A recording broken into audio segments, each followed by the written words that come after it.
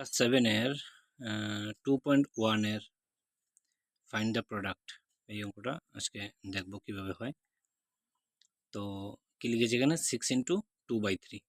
তো আমাদের এই ধরনের অঙ্ক একটা ন্যাচারাল নাম্বার বা হোল নাম্বার দিয়েছে আর একটা ফ্র্যাকশনে দিয়েছে।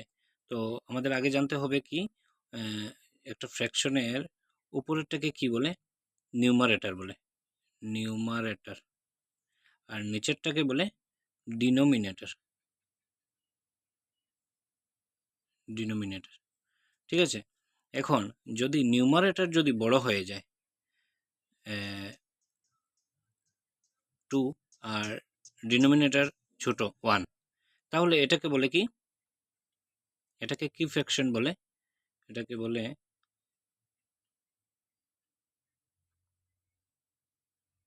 Improper fraction.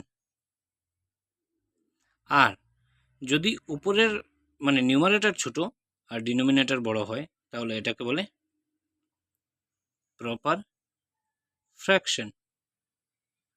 ঠিক আছে, আর যখন মিক্স থাকবে, মিক্স মানে একটা হোল নাম্বার আবার আরেকটা ফ্র্যাকশনে থাকবে, মানে একটা হোল একটা ফ্র্যাকশন, তো এটাকে বলে মিক্স ফ্র্যাকশন।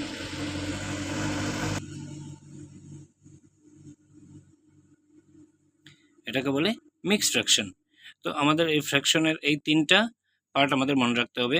উপরের পার্টটাকে নিউমারেটর, নিচের পার্টটাকে ডিনোমিনেটর বলে, এটাও আমাদের মনে রাখতে হবে। মানে যদি বাংলাতে বলি তাহলে উপরেরটা হবে লব আর নিচেরটা হবে হর।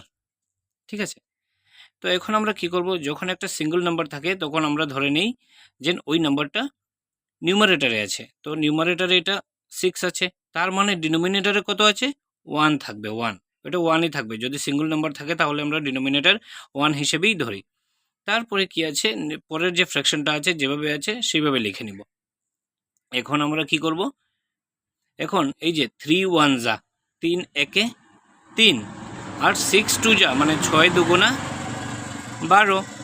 তো যদি এভাবে উপরের ফ্র্যাকশনের নিউমারেটর যদি বড় হয়ে যায় তাহলে আমরা এটাকে কি ফ্র্যাকশন বলি, ইমপ্রপার ফ্র্যাকশন বলি। আর ইমপ্রপার ফ্র্যাকশন যখনই হয় তখন সেটাকে আমরা মিক্স ফ্র্যাকশনে নিতে পারি। আমরা কিন্তু প্রপার ফ্র্যাকশনটাকে মিক্স ফ্র্যাকশনে নিতে পারি না, কিন্তু ইমপ্রপার ফ্র্যাকশনকে মিক্স ফ্র্যাকশনে নিতে পারি। সেই জন্য আমরা কি করব, এটা 3 দিয়ে 12 ভাগ করব, বা আমরা যেটাকে বলি কাটাকাটি করব। তো 3 দিয়ে 12 ভাগ করলে 3 4 12, 3 4 12 হয়ে যায়। তো কি হবে, এটার আনসার হয়ে গেল এখানে 4। এটা কিন্তু আমাদের মনে রাখবে বা খেয়াল রাখবে, এটা আমাদের মিক্স ফ্র্যাকশন হয়নি, কিন্তু এটা একটা ন্যাচারাল নাম্বার হয়ে গেছে বা একটা হোল নাম্বারই হয়ে গেছে এটা। ঠিক আছে, তো এইভাবে কাটাকাটি করলে আমরা মিক্স ফ্র্যাকশনেও যেতে পারি। তো এটার আনসার 4 হয়ে গেছে। তো কেমন লাগলো, আর যদি বুঝো তাহলেও ঠিক আছে, কমেন্ট করবে, লাইক করবে, শেয়ার করবে, আর যদি না বুঝো তাহলেও কমেন্ট করবে যাতে আরও ভালো করে বুঝিয়ে দিতে পারি। Thank you.